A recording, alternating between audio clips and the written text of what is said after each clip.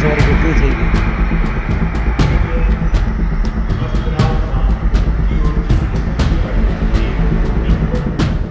গুজরাতের আহমেদাবাদে ভয়ঙ্কর বিমান দুর্ঘটনা।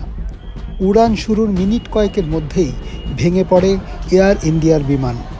ঘটনায় মৃত শতাধিক। আহমেদাবাদ থেকে লন্ডন আকাশপথে দূরত্ব ৬,৮৪৯ কিলোমিটার। সরাসরি উড়ানে সময় লাগে ১৪ ঘন্টা ২৮ মিনিট। ১২ জুন বৃহস্পতিবার দুপুর ১:৩০ আহমেদাবাদের সর্দার বল্লভভাই প্যাটেল আন্তর্জাতিক বিমানবন্দরের ২৩ নম্বর রানওয়ে থেকে উড়ান শুরু করে এয়ার ইন্ডিয়ার বিমান 171। 1:৩৮ রেকর্ড হয় বিমানের শেষ লোকেশন। ৬২৫ ফিট উচ্চতায় হঠাৎই অঘটন, রেডার থেকে হারিয়ে যায় উড়ান। ঠিক ৫ মিনিটের মধ্যেই দুর্ঘটনা। আহমেদাবাদের মেঘানী নগরের চিকিৎসকদের হস্টেলের ওপর হুড়মুড়িয়ে ভেঙে পড়ে বিমানটি। বিমানে ছিলেন ২ পাইলট এবং ১২ জন বিমানকর্মী। যাত্রী ছিলেন ২৩০ জন। সব মিলিয়ে দুর্ঘটনার কবলে ২৪২ জন। এয়ার ইন্ডিয়া প্রকাশিত যাত্রী তালিকা অনুযায়ী বিমানে ছিলেন ১৬৯ জন ভারতীয়।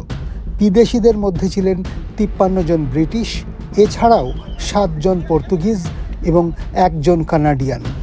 ১১ বছর পুরনো এই বিমানে দুর্ঘটনার পর আহমেদাবাদ বিমানবন্দর থেকে সব উড়ান বাতিল করা হয়। পরে অবশ্য ফের চালু হয় পরিষেবা। কি কি কারণে এই দুর্ঘটনা ঘটে থাকতে পারে? প্রথম সম্ভাব্য কারণ চালকের ভুল। পৃথিবীর ৫০% বিমান দুর্ঘটনা চালকের ভুলেই হয়েছে। দ্বিতীয়, যান্ত্রিক ত্রুটির সম্ভাবনা। বিশ্বের কম করে ২০% বিমান দুর্ঘটনার নেপথ্যে রয়েছে যান্ত্রিক ত্রুটি। তৃতীয় কারণ হতে পারে প্রতিকূল আবহাওয়া। বিশ্বে ১০% বিমান দুর্ঘটনার জন্য দায়ী আবহাওয়া। চতুর্থ কারণ হতে পারে নাশকতা। পৃথিবীর ১০% বিমান দুর্ঘটনার নেপথ্যে রয়েছে নাশকতা। উদাহরণ হিসেবে বলা যেতে পারে 9/11। আমেরিকায় বিমান হানার নেপথ্যে ছিল আল কায়দা। এছাড়াও এয়ার ট্রাফিক কন্ট্রোলে ভুল, জ্বালানিজনিত সমস্যা, ইঞ্জিনের সমস্যার কারণেও দুর্ঘটনা ঘটে থাকে। তবে আহমেদাবাদের ঘটনার নেপথ্যে কোন কারণ তা এখনও স্পষ্ট হয়নি।